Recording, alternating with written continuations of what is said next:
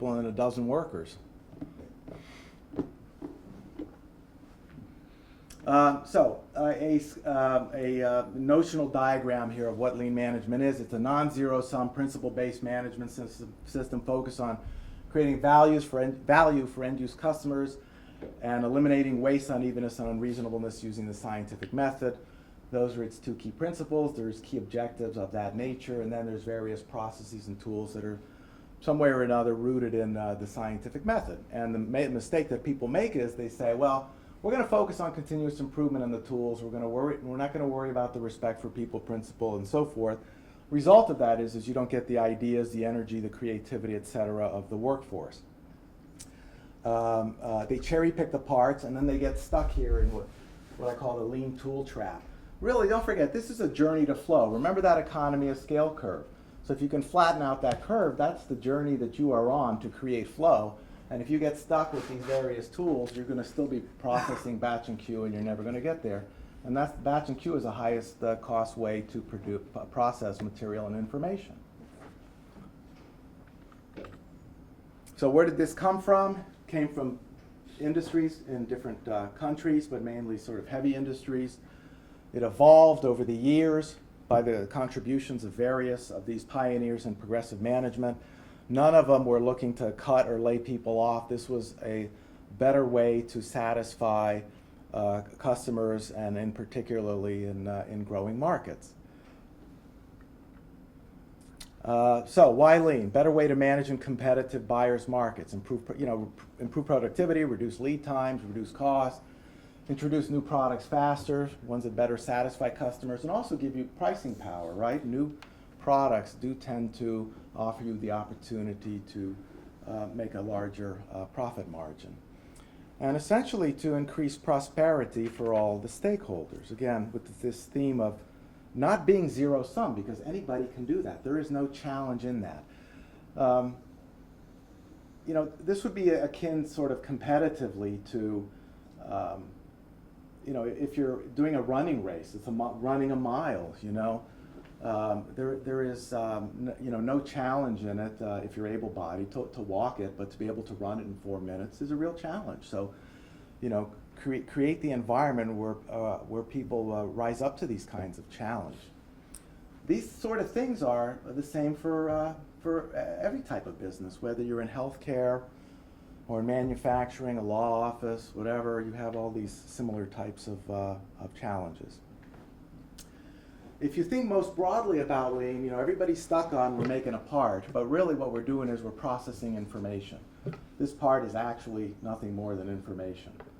So if we think of lean as just processing information, it can apply to any business or any industry. And these ideas go way back in terms of the recognition that this could apply broadly across all activities. All work is made up of processes. It may not look like it, but it is. You may not fully understand it, but it is. All processes have customers and suppliers. All processes consist of those three things: value-added work, non-value-added but necessary work, and waste, as well as something called unevenness and unreasonableness. So this works wherever information is exchanged. And it applies to, obviously, repetitive work, and that's its sort of cleanest application and easy to understand. But it also applies to creative work as well, such as new product development. So there's some wonderful things being done in some companies to essentially create new product development flow lines. So in a room that's roughly about this size, they'll create a flow line where the engineers that are involved in the design of work come up with paper designs, and that's immediately turned into some sort of prototype, and it goes sequentially in a room about this size to a finished product for evaluation of the prototype in the marketplace. And they will do 20 of these cycles, 10, 20 of these cycles in a day. And so it's much, rather than the typical product development cycle of being 6 months, you're getting these fast iterations and figuring out what works and what doesn't much more rapidly for something creative like a new product development process. So people are finding broad-based applicability. And this wasn't always obvious. Years ago, I remember vividly somebody in Pratt Manufacturing say to me, "Do you think this will work for service businesses?" And I go, "I don't think so. I didn't think about it deeply enough, and of course it does. And a lot of people say, well, this doesn't apply to R&D. Well, maybe for some parts of R&D it doesn't apply, but for a lot of other parts it does, because there's a lot of repetition in certain R&D activities. So, what's different about Lean compared to conventional management? It's a principle-based management system. Conventional seller's market, supply-driven management practice doesn't really operate by any particular principles. It tends to be idiosyncratic to whoever the leader is in charge of the business at the time. Customer first, a very serious orientation towards, we're doing things to satisfy customers, to provide them with the value proposition that they're looking at, that they desire, as opposed to the lip service that says we need to be customer focused, but of course we make all of our decisions towards, let's say, the stock price, for example. Well, no, stock price is important, I get that. Anyway, there's interdependent tools and so forth to identify and correct problems. It's not a results-only way of doing things, as is conventional management practice, and you hear it all the time with bosses. They say, I don't care how you do it, just get it done. They're basically saying the process doesn't matter, only the results matter. And then, of course, people will cut all kinds of corners. In the Lean world, the process does matter, because if the result is bad, we don't want to blame people. Instead, we want to know about why the result was bad, and we want to improve the process and make a good result, so that we can then understand the linkage between the process and the good result, and then share that process with other people so they can experience good results as well. Which of those is distinctive to Lean, as opposed to being consistent with other continuous improvement methodologies over the last 30 years? You tell me. I don't recognize these things as consistent with that, starting with the first two principles. Well, I'm looking at the idea of continuous improvement, which has had several different manifestations. Is it respect for people that makes it different, makes Lean different from other continuous improvement methodologies over the years? Right, because this is explicitly intended to be non-zero sum. In other words, you're not going to lose your job due to improvement. Okay, then the third bullet that you have there. Yep. Have others not used the scientific method in terms of continuous improvement prior to Toyota production system? They have in varying degrees, but in some cases it's too complex. So one of the things in Lean world is, in order for people to apply the scientific method to their work, it has to be something that's graspable and doable at all levels of the organization. So things that are statistical in nature that few people would understand are not deemed as useful in this environment, because it creates specialists, and if you need a specialist to be able to solve your problem, there's going to be a bottleneck, and therefore problems won't get recognized or corrected in a timely manner. And so one of the things to always think about, is the time function of what's going on.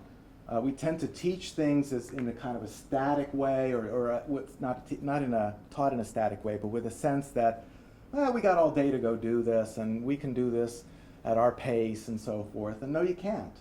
There's, every day you read the paper, something's different, right? It's always changing. And so this is meant to be adaptable to those changing circumstances.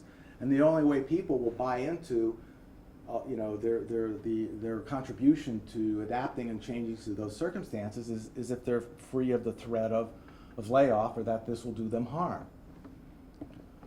For more than 100 years, people have had the same 6 criticisms of progressive management. It's going to speed me up, it's going to burn me out, it's going to eliminate my creativity, and whatever the other 3 are.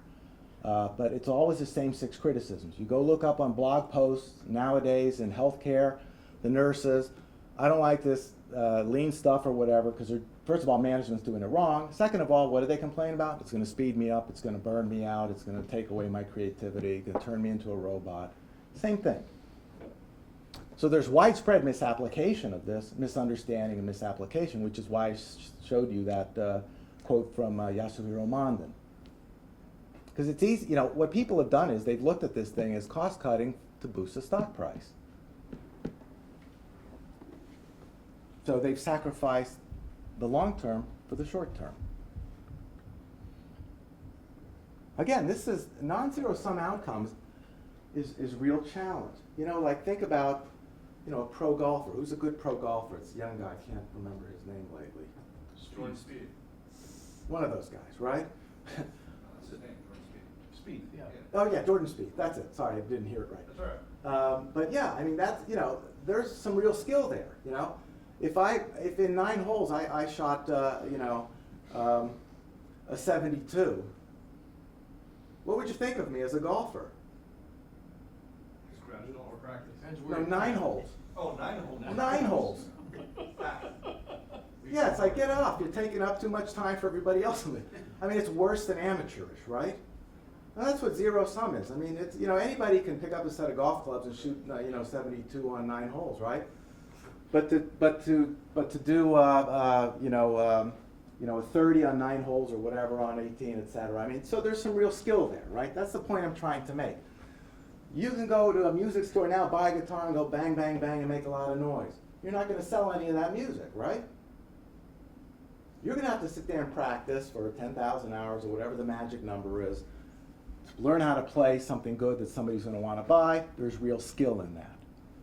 So what I'm telling you is we accept far too much amateurism as far as management goes, and a lot of it has to do with this seller's market, supply-driven orientation, and the not preparing for the storm, not understanding what a problem is to begin with, recognizing it late, panicking, reacting wrongly to it, harming people in the process.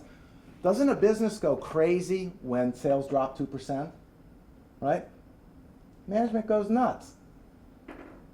And their cash flow is impacted, a little bit, right? But the reaction is, we got to lay off 10,000 people. We got to take their cash flow to 0. I mean, why do we accept that stuff? It's ridiculous. It's panicking, it's reactionary, and it harms people is the point. It doesn't have to be that way. What's conventional management? It's batch and queue processing. A little bit of processing time, a lot of queue time in between, and probably more processing than is necessary because we've put in all sorts of over-inspections, etc., because of all the errors and problems that are the result of batch and queue processing. But what happens? It works. People see no need for flow. Managers don't sit there and say, we need to convert from batch and queue to flow because batch and queue is such a problem. What they see is, yeah, it was a struggle, but at the end of the month or the end of the quarter, the assembly floor is empty.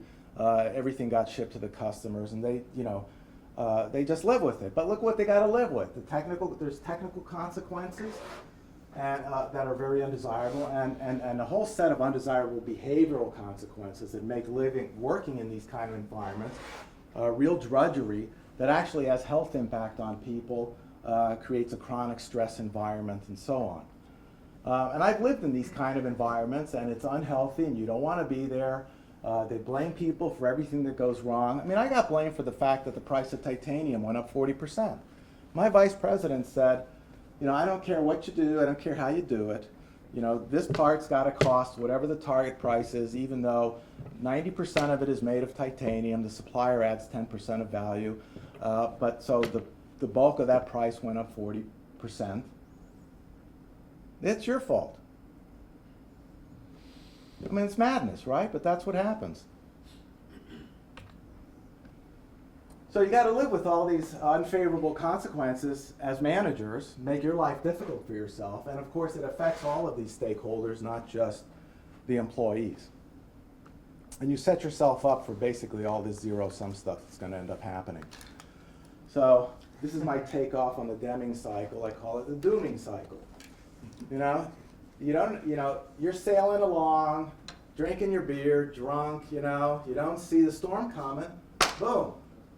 Did I get that right? That's how you're sailing your boat? Big cooler there.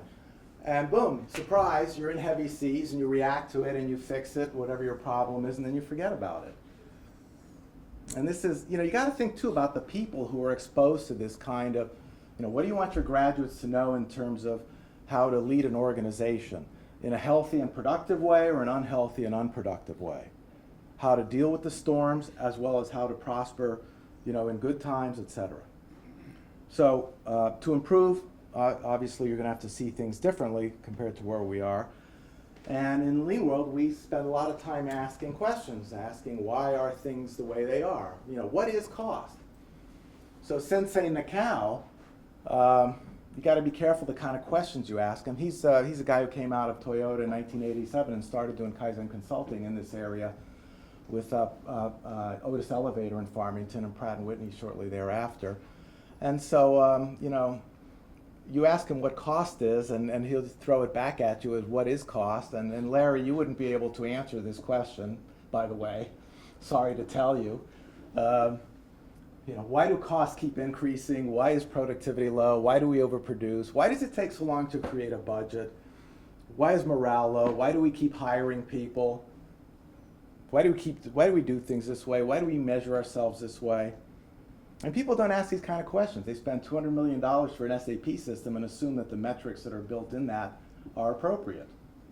Nobody says, well, how do we know that metric for measuring purchasing or some other activities is appropriate? How do we know that doesn't drive batch and queue thinking, batch and queue processing, batch and queue procurement, etc.? You got to ask these kind of questions. You got to be curious. You got to teach people to be curious about all sorts of problems. So what are we trying to do in Lean? We're trying to eliminate the batch size of whatever the information happens to be, whether it's physical or not. Eliminate the queues and create flow, and we do that by a process called Kaizen. And so in this example, obviously we're reducing the queue time, the gray part, and we're also reducing the amount of value added time, because it turns out once we look at the process carefully, it's not value added at all, it's waste. And we don't have continuous flow yet, because we still have queue in here. It's fairly short, but we still have queue, so we have more work to do to understand how to create continuous flow. And that's the lowest cost way of processing information. However, to know how to do this, part of it is you've got to create this yourself, get your hands dirty to really understand it. There's a lot we can do to teach it, but in the end, people actually have to physically go do this. So we recognize 8 wastes plus unevenness and unreasonableness in Lean world.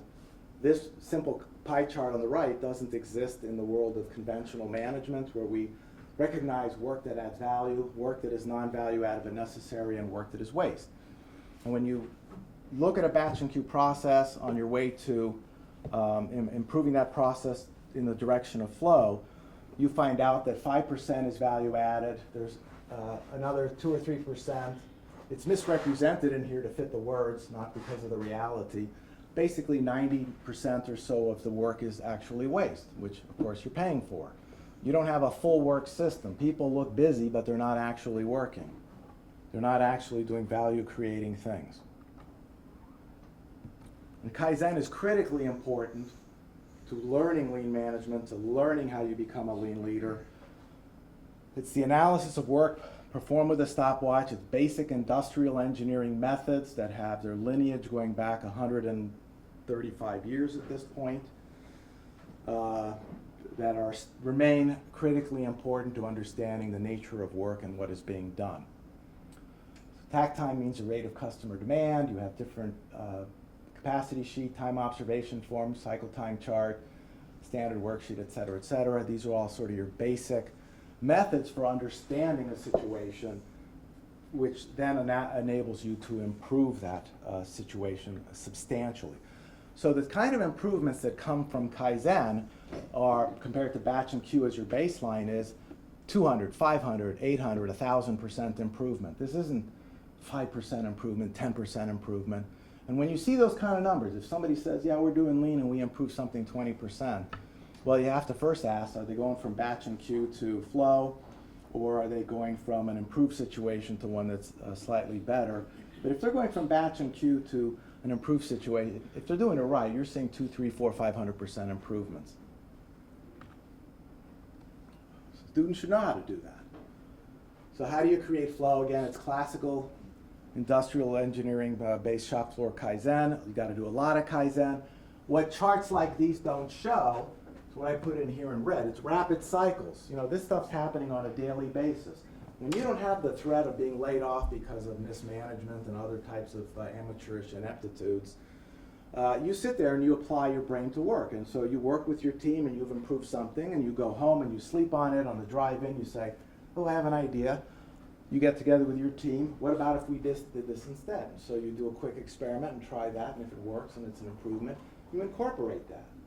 rather than the normal process of, I gotta get my permission from my supervisor to try this idea, supervisor says you're too busy, I want you to just do this instead, and so all these ideas that people have just fall by the wayside, they're chaff. In a batch and queue business, all these wonderful ideas are chaff. In a lean business, these ideas are valuable things to try and learn from. Big emphasis on trying, learning, open, inquisitive mind. Inquisitive mind, in knowledge, basically questioning what you know. Saying, how do I know that what this person said or the way I'm thinking is the right way to think about this? And what you're trying to do with Kaizen is humanize the workplace to improve cooperation, communication, and enthusiasm for work. So if you hear people say, oh, we did Kaizen, it was terrible, and somebody got laid off, they're doing it wrong. Plain and simple. They don't understand what they're doing it wrong, management's sacrificing the long term for the short term, and so on. This is this value stream map here depicts batch and queue processing. It is a seller's market view of the world where the managers basically say, well, this is the way that everybody says is the way to go process stuff. We're buying off on it as senior managers. We're saying that's the best way to go do things. But it has huge amounts of work in process at any point within the steps here, confusing information flows to the various points of production. What you essentially have is a system that's designed for the convenience of management and workers. All this inventory gives assurance to the next person here in line that they got work to do tomorrow and so forth. All these processes are disconnected from one another. They all operate at different cycle times. This is 1 second, that's 38 seconds. This next step's 38 times slower than the prior one. So in batch and queue processing, keep the machine running, right? Because you have to have a high machine utilization rate. So keep producing material, but then it jams up here. This is 50% slower than that. That's 30% slower than the prior. This speeds up a little bit. But you have all these cycle time mismatch, which guarantees you to have large amounts of work in process, confusing, shop supervisors going to be running around with a thing in their back pocket saying, okay, stop doing that work, do this one instead, and so forth. Stop, start, so on. And of course, the reality for a business like this today is you're probably competing with somebody else out there, probably many other organizations. And if one happens to be doing their work like this, where the manager says, we're actually in a buyer's market and we need to be more responsive and respond to the actual rate of customer demand. So we need to reorganize our system for satisfying customer demand and improve the flow. You're going to get killed. The lead time in the other diagram was 28 days. This is 4.5 days. There's only 3 minutes of value-added work that's done to make the particular item that this diagram is speaking to. So if your lead time's down to 4.5 days, you have better quality, you have less work in process, you're much more able to compete on lead time compared to your competitors. You're able to compete on price and still be more profitable even at lower prices compared to your competitors, et cetera. They're connecting up processes to achieve flow. This is what people need to know about how to do this stuff. Otherwise, you're just going to continue to drown in your inventory. What does Kaizen teach you about resources? Again, engaging Kaizen directly, hands-on, you learn things that you cannot learn in any other way. Just like if you pick up a guitar and start to play it, you learn things that nobody telling you about it can actually teach you. But these are your resources. Time is limited, right? Goes in one direction, can't recover it. Labor, energy, materials, these vary, plus and minus. Human creativity for improvement is unlimited. So if we take a numbers focus of business, of course, that's what we're going to focus on, right? Is this stuff. We focus on the numbers. We're not going to think too much about time because we don't understand how that relates to these other things, other than the time value of money. What Kaizen gives you is a people focus. So you're thinking about time and creativity. You're not directly engaging these variables because when you do Kaizen, your metrics are non-financial. What you're doing here is you're improving processes basically to create more time, get rid of the queue time, create flow so you can use that time for something else, and you're developing people's capabilities, allowing them to think and be creative. And then what that ends up doing is it improves your utilization of base resources. So Kaizen is extremely powerful. The normal way you go about improving your base resources is lay people off, right? Squeeze a supplier to get lower price on material, close down some floor space, etc. And Kaizen teaches you to go about this a lot differently. And you learn different lessons from it. I was surfing the web one day recently and came across this slide. It's from a Toyota training organization. And anybody here speak Spanish? It says, what scenario is most identifiable with the Toyota way? It's this one. This, for example, number 9 means flow. So question is, if that's what I want to achieve, how do I do it? So what are these empty boxes telling you in terms of how do you achieve flow? You have a lot of options. You have a lot of options. You have infinite multiple ways. solutions. Infinite solutions for that. Left-hand side, one answer. And this is what's characteristic of conventional management, seller's market, batch and queue processing. If you want to satisfy customer demand, you need more inventory. You know, that's the answer. There's one answer. This is a really different way of thinking. The Japanese sensei will talk about infinity comma. Does that make any sense to you? An infinite sign with a comma after it? Doesn't make any sense, right? Why would there be a comma after infinity? What comes after infinity? But in their view, the comma is there to remind people that, you know, once you're done thinking real hard about things, you need to keep going. There's still more. You haven't accessed it yet in your brain. So what the B item there on the right, another way of stating the essence of Toyota Production System is to say we are doomed to failure if we do not initiate a daily destruction of our various preconceptions. That's what I mean, the time function, rapid cycling, applying new ideas and creativity on a daily basis. Yeah. I think all the things you're saying are attractive on all kinds of levels, special application, scientific method, respect for people. Those are the kinds of things we want.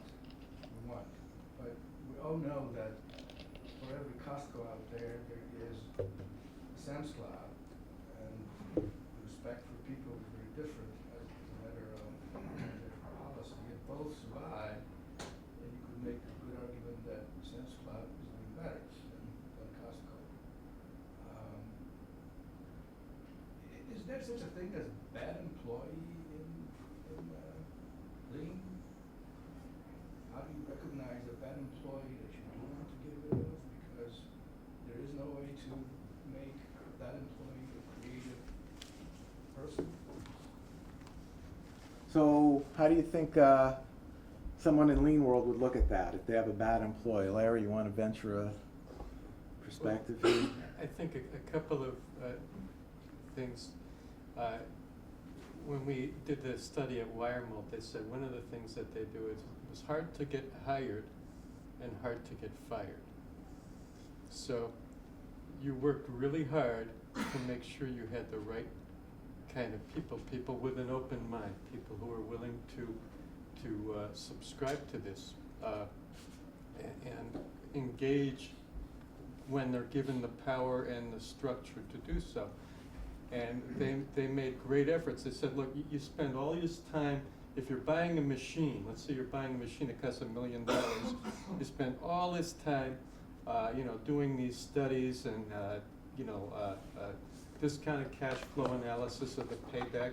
If you hire somebody and you expect them to work there for 20 years, you're going to be paying them, a large amount of money over that time. So they do that, but if you already have an employee that's there and they're not doing that, you have to look at the process. Why are they not engaged?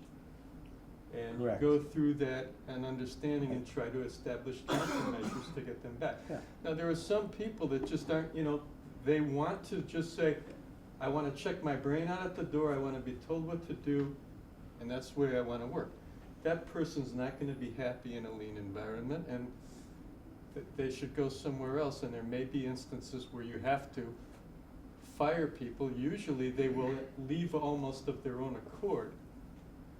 You know, if you're implementing this at a place where it hasn't been in the past, they'll say, I don't want to be part of this, I start looking for another job.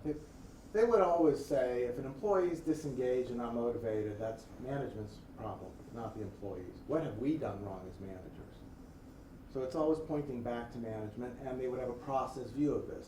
What's in our hiring process that we have people here who are, you know, unmotivated? Or if somebody's unmotivated, you know, what's the process for improving their motivation? What can we do to improve that? Because they're not going to be the only person there. It just could be the canary in the coal mine, and many other people are just are not motivated either. They're just not speaking up about it, or it's less apparent. So they would view this scientifically as something of interest, you know, like, you know, why is the sky blue? They would view this the same way. They want to go study it. They wouldn't just say the answer is to get rid of somebody, because you're always going to have people who at different points in their career are, you know, less motivated or whatever the problem happens to be. So this, trust me, this is a really different way of thinking. But ultimately, it's what gets you through those storms.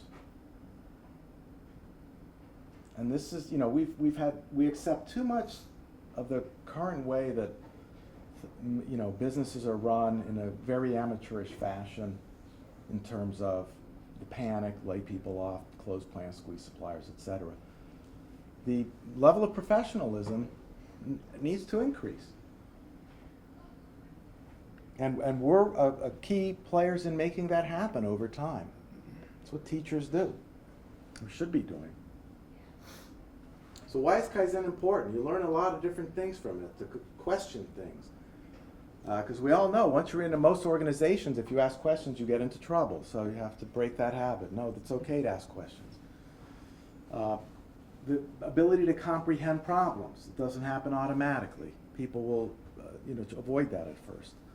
How to work as a team, the kind of real teamwork, not fake teamwork, but real kind of teamwork where, you know, somebody has your back as opposed to somebody trying to stab you in the back.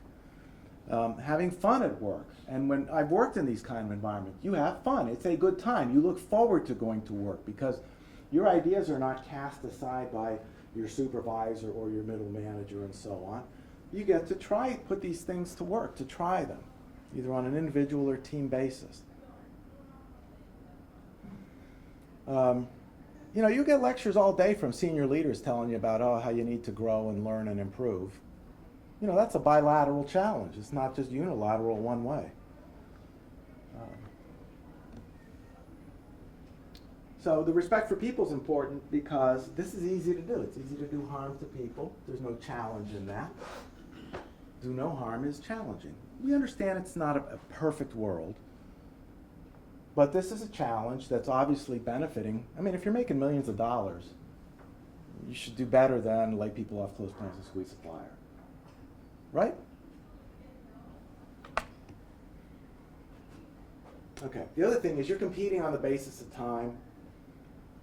And this is what, you know, my watch says, but in some organizations that clock slows down from hours to days, potentially to months. And so decision making is very slow. They're very behind the times in terms of seeing what's going on in their marketplace, and they're got all kinds of problems. So basically learning flow teaches you a lot